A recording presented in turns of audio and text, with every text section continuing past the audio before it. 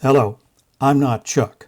In this video, I'm going to point out some things that I believe are wrong with the Little House on the Road video from November 24th, 2019. What you're seeing on the screen is the thumbnail from that Little House video. As you can see, it includes a representation of a newspaper complete with a headline. There is no such newspaper in existence.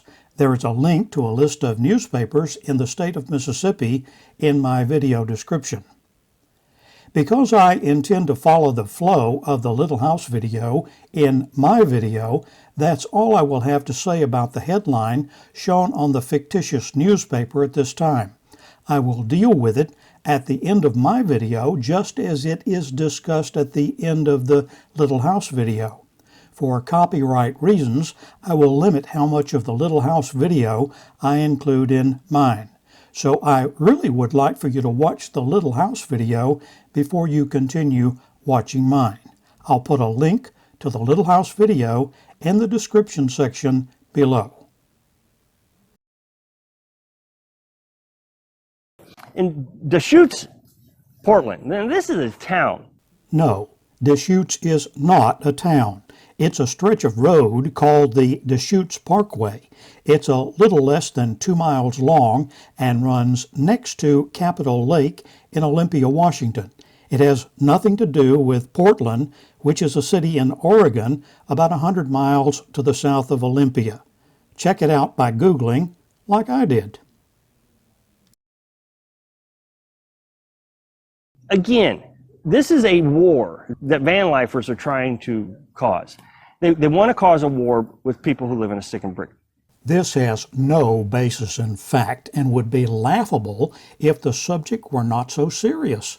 I know lots of van dwellers and RVers personally, and I watch a lot more on YouTube. I have never heard any of them ever talk about wanting to start a war with anyone. It's just ridiculous to even consider. Frankly, it's a stupid idea from every point of view, and it is irresponsible for anyone to make such a claim on a public forum like YouTube. The homeowners are actually coming out and protesting now. They got signs saying, get these people off our streets, get these people off our streets. Let's take a closer look at the graphic included in the Little House video and actually read what is written there. At the top left, it says, RV camping along Capitol Lake draws one-man protest. Hardly the number of homeowners the Little House video claims. At the bottom, there's a caption which says, Robin Knutson, owner of Olympia Bike Tours, says the homeless situation along the Deschutes Parkway, encampments, illegal RV parking, sanitation problems, and safety issues are hurting his business and tourism to the city of Olympia. So there's the truth. It's not an RV problem, it's a homeless problem. This picture and the next one are actually snaps from a video that really helps explain the situation, which I readily agree is bad in lots of ways, but it's not a war or a reason for a war. There's a link to the news story below. I really hope you'll watch the video included in the news story. Okay, this one just blows me away. I mean, it was a big, long article. Usually they're just real short articles that don't take a lot of time. But this one was huge, and I'm not going to be able to cover it all because there's just way too much information. There's a national forest in Wyoming that is having some serious problems with, along one of these creeks, that is a very famous creek apparently in Wyoming. It is a long article, and I read it all. First of all, it's not about a creek. It's about the Green River, which is the 15th longest river in the U.S. It begins in Wyoming and runs south over 700 miles before it empties into the Colorado River in Utah. The national forest discussed is the Bridger-Teton National Forest, the third largest in the continental U.S. I've been there, and it is a gorgeous place. The article includes interviews with 2 longtime residents who live in the same general area, and they do complain about the things that are reported in the Little House video. There's a link to the article in my video description below. I hope you will read it for yourself. One of the locals interviewed said, "I'm more concerned with unoccupancy than with overstay.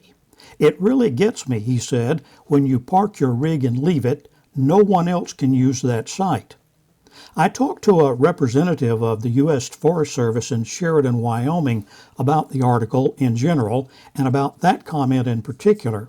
He agreed that unoccupied RVs were the most egregious of the violations. I asked him about the owners of the RVs.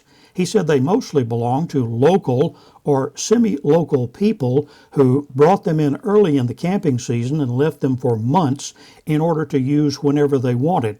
He also stated that the idea that they belonged to full-time RVers was probably not feasible because they were unoccupied for weeks at a time.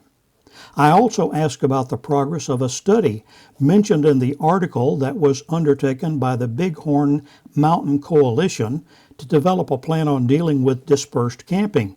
He indicated that there had been some delays in the process, but that it was now back on track for a start of implementation probably in 2020. I will put a link in my video description to the project. Okay, there's another one in North Valley, Colorado, National Forest, and they've already shut this one down. They've just given up. No, they have not shut this one down or given up. If all you did was read the headline and look at the picture, that might seem correct. But if you actually read the article, you'll know better. It was written by someone who wanted to get attention, and an attention-grabbing title is a help, just like clickbait titles on YouTube videos. The truth is that there is only a proposal to consider changing some areas from dispersed camping to designated dispersed camping. I'll put a link to the article in my video description, and I hope you will read the article and reach your own conclusions. But just in case you don't want to go there, I will read a couple of quotes from the article. In response to a comment about changing from dispersed camping to designated dispersed camping, Gunnison District Ranger Matt McCombs said, "It's not something we take lightly, especially when talking about restricting access to public lands use and recreation. Most Americans take very seriously their right to do so." That's the end of the quote. In response to a discussion about fees, both McCombs and another ranger downplayed that idea. The writer of the article included this: "However, the rollout of a fee structure isn't anticipated to take place until the plan progresses over the next couple of years." Over in Florida, there was 2 national forests that I went to that are shutting down campgrounds. The rest of them, they're just making paid campgrounds. This is a recurring theme on Little House videos: widespread fee increases and shutdowns. I don't believe it, and I will explain why in just a little later. There are 3 national forests in the state of Florida as shown on the graphic. Taken as a group, they comprise about 1,860 square miles, which is almost as big as the entire state of Delaware. Although it wasn't included on this Little House video, a blurry photo of a poster is usually included whenever Florida national forests are mentioned. It is a public notice of a proposed change of a camping fee at one campground, Wood Lake in the Apalachicola National Forest, from free to $10 per night. Here's the background truth about that. All national forests are overseen by the United States Department of Agriculture, and fee changes of any sort are carefully controlled. According to the Federal Recreation Lands Enhancement Act, the Secretary of Agriculture is directed to publish a 6-month advance notice in the Federal Register before new recreation fee areas are established. The change at Wood Lake was handled exactly this way and was part of a notice dated May 17, 2018, which included Wood Lake in Apalachicola and Cobb Camp, West Tower Campground, and Wiggins Campground in Osceola. No changes were proposed in Ocala. As of today, there are no further fee increases being proposed for any national forest in Florida, nor can I find any indication that any campgrounds are being closed. I can't prove that none are being considered, but I have searched diligently and found no public notices that anything of that nature is being considered. I would be glad to see any bona fide evidence to the contrary, and I'll publish it. What happened was the family's house caught on fire. Inside the house caught on fire. And finally, here we are at the story shown in the clickbait thumbnail of the Little House video. About the only thing that the Little House video got right was that the house caught fire. But to be fair, practically no one else got it right either. The story originated with a local TV reporter in Jackson, Mississippi, who did a sloppy reporting job.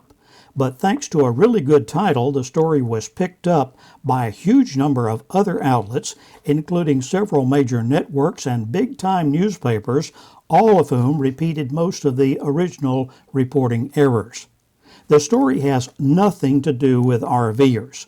The people who lived in the house that caught fire got the fifth wheel only to put in their driveway and use while their house was being repaired.